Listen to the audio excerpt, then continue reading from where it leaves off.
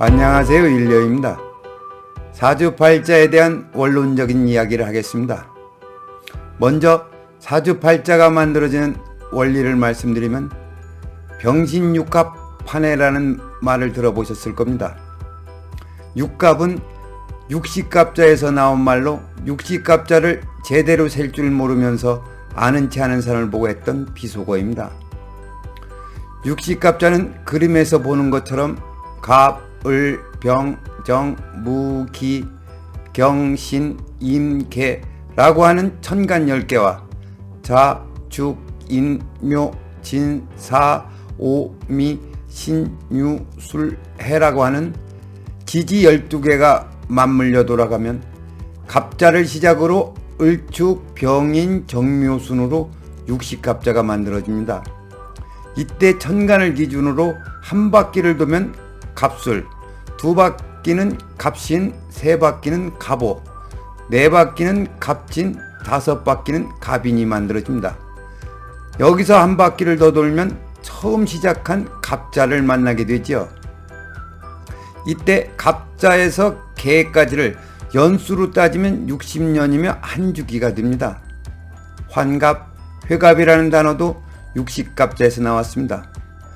그래서 환갑은 여러가지 의미를 내포하고 있다고 생각합니다. 그리고 이렇게 만들어진 육식갑자는 제각각의 다른 성질의 기운을 가지고 있습니다. 이들이 서로 만나 합하거나 충을 하면서 기운끼리 세력 다툼을 합니다. 이러한 세력 다툼에서 기륭화복이 발생하고 이것이 바로 사주팔자의 원리입니다. 다음으로 사주팔자를 공부하려면 왜 사주팔자를 사주팔자라고 했는지 정도는 알아야 합니다. 사주팔자는 시시각각 변하는 기운을 논하는 학문입니다. 태어난 그날, 그때의 기운이 사주팔자입니다. 여기에 시간이라고 하는 세월이 더해지면 사주팔자는 팔색조처럼 변화가 발생합니다. 그 과정에서 기륭화복이 발생하고 그것을 논리적으로 설명하는 것이 사주팔자입니다. 그리고 사주팔자에서 태어난 연, 월, 일, 시는 매우 중요합니다. 2022년 양력 2월 17일 오전 9시에 태어났다면 이민년, 이민월, 신축일, 임진시가 됩니다. 이때 태어난 년을 연주, 월을 월주, 일을 일주, 시를 시주라고 하며 4개의 기둥이라는 뜻으로 사주라고 합니다.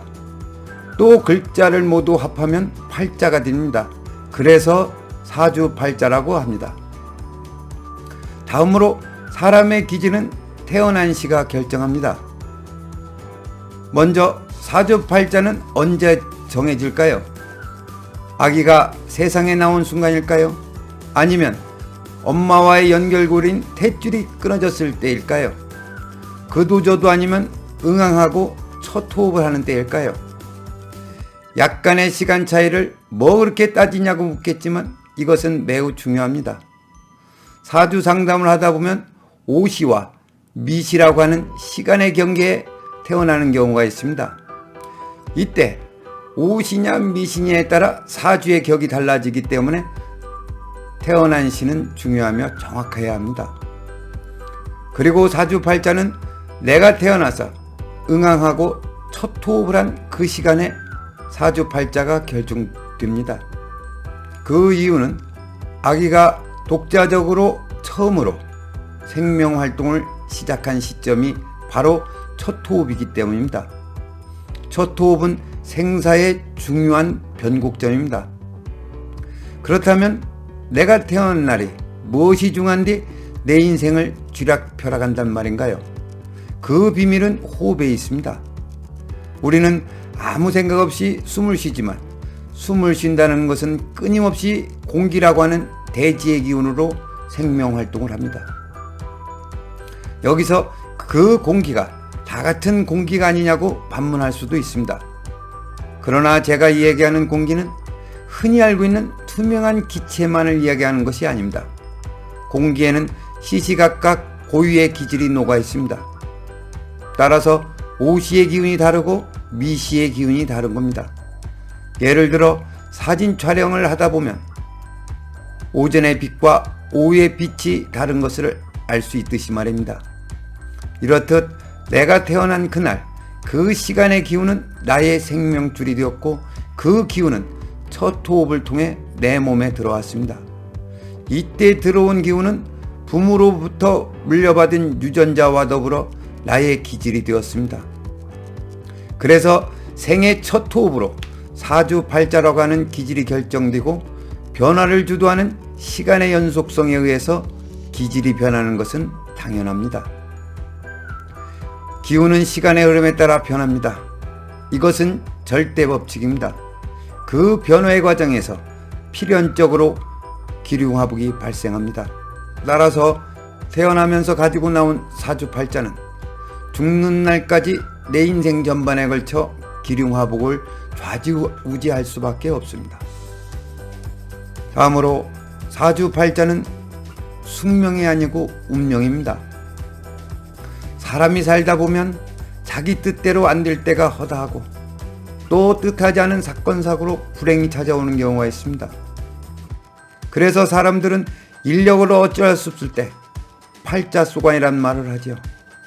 쉽게 이야기해서 가난한 것도 사주팔자 때문이고 몸이 아픈 것도 사주팔자로 돌리는 경우가 많습니다. 그래서 그런지 옛날 어머니들은 자신의 신세를 한탄할 때면 팔자 타령으로 넋두리를 하였습니다.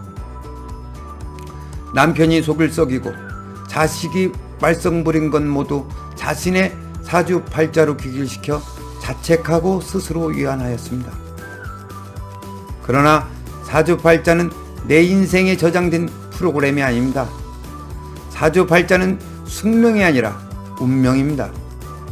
내가 이 세상에 태어나서 죽는 날까지 피할 수도 없고 바뀌지 않는 숙명이 있는가 하면 노력하면 얼마든지 개척하여 바꿀 수 있는 운명이 있습니다. 내가 누구의 자손, 누구의 아들, 누구의 동생이라는 것은 태어나면서 이미 정해졌기 때문에 바꿀 수도 바뀌지도 않는 숙명입니다. 그러나 지금 다니고 있는 직장과 지금 만나고 있는 이성 친구는 언제든지 변하거나 바뀔 수 있는 운명이지요. 혹시 이성 친구가 꽃다발을 한아름 건네면서 당신은 나의 운명이야 라고 고백하거든 언제든지 헤어질 수 있다는 뜻으로 이해해야 합니다. 왜? 이성 친구와 사랑은 변하는 것이고 바뀌는 운명이기 때문입니다. 이제 숙명과 운명의 차이를 아시겠죠? 즉 변하고 바뀌는 것을 논하는 것이 사주팔자입니다. 아니 사주팔자는 스스로 변하고 바뀌게 하는 힘이 있습니다. 세상에서 가장 바보가 누군지 아십니까? 타고난 팔자대로 사는 거야 라고 인생을 체념한 사람입니다. 사주팔자는 너 이렇게 살아야 라고 말하지 않습니다. 사주팔자는 내가 누군지를 알고 또 때를 알기 위한 학문입니다. 삼국지 내용 중에 삼고초려라는 말이 있습니다. 제갈공명은 스스로 자신의 능력을 알고 있었기 때문에 유비가 3번씩이나 찾아올 것을 알고 있었습니다. 그리고 적벽대전에서 제갈공명이 제단을 쌓고 기도를 하여 동남풍이 불었다고 합니다. 이때 기도 때문에 동남풍이 분 것이 아니라 동남풍이 불 때를 제갈공명은 이미 알았던 것입니다. 이렇듯 사주팔자는 나의 기질과 함께 나갈 때와 들어올 때를 알 수 있습니다. 다시 설명하면 내일 비 온다고 해서 우산을 미리 준비하는 것이 사주팔자입니다.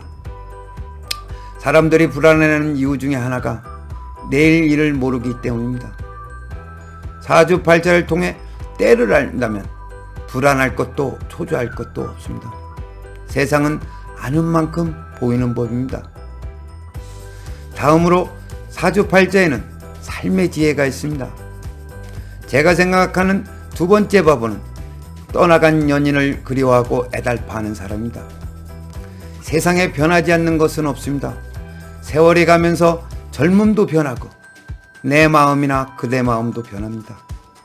해서 나오면 죽고 흥하면 망하는 생장소멸과 흥망성쇠는 대자연의 진리입니다. 그러니까 어느 날 이성 친구가 안녕을 고하거든 울고불고 하지 말고 기쁘게 그리고 쿨하게 보내주세요. 그 친구가 헤어지자고 한 것은 떠난 그 사람보다 몇 배 더 좋은 이성 친구와 인연이 있기 때문입니다. 그러니 나를 떠난 그 사람에게 차라리 잘 가라고 감사 인사를 하세요. 죽고 못 살던 두 사람이 결혼하고 어느 날 갑자기 이혼하는 이유가 무엇인지 아십니까? 일반적으로 성격 차이라고 하겠지만 명리학 관점에서는 서로의 운의 행로가 다르기 때문에 헤어지는 겁니다. 한마디로 갈 길이 다르기 때문이죠.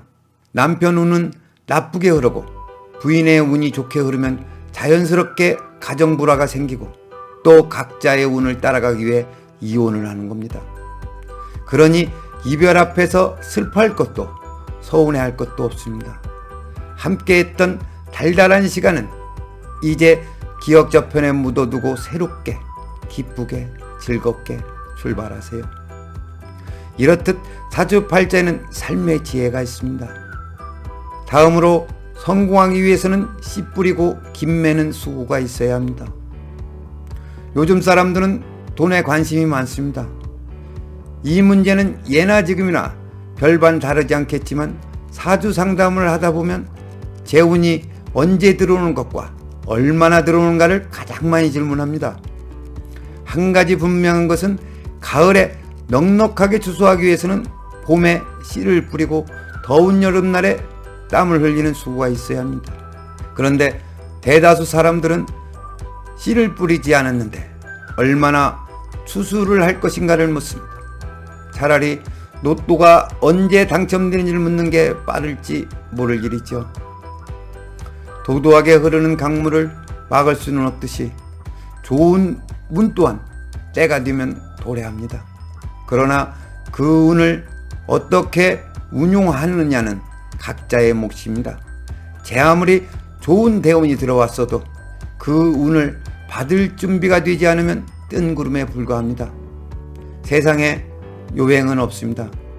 기회는 준비된 자에게만 찾아오는 법입니다. 사업이 망해 재기를 꿈꾸시나요? 이때 사주팔자는 자신부터 먼저 변해야 한다고 이야기합니다. 재기하기 위해서는 변혁을 하라고 합니다. 다시 설명하면 살가죽을 벗기는 듯한 고통과 버금갈 정도로 자신이 먼저 바뀌어야 한다고 가르치고 있습니다. 그러면 성공한다고. 마지막으로 사주팔자라고 하는 명리학은 우리네 삶의 기륭화법뿐만 아니라 스스로 몸을 다스리는 수행의 방법까지 가르쳐주고 있습니다. 그리고 역학을 공부하기 위해서는 사주팔자와 풍수지리를 함께 공부해야 합니다. 사주팔자와 풍수지리는 채용의 관계로 사주팔자는 내가 선택할 수 없었던 숙명이라면 풍수지리는 얼마든지 취사 선택할 수 있기 때문입니다. 오늘은 여기까지 하겠습니다. 시청해 주셔서 감사합니다.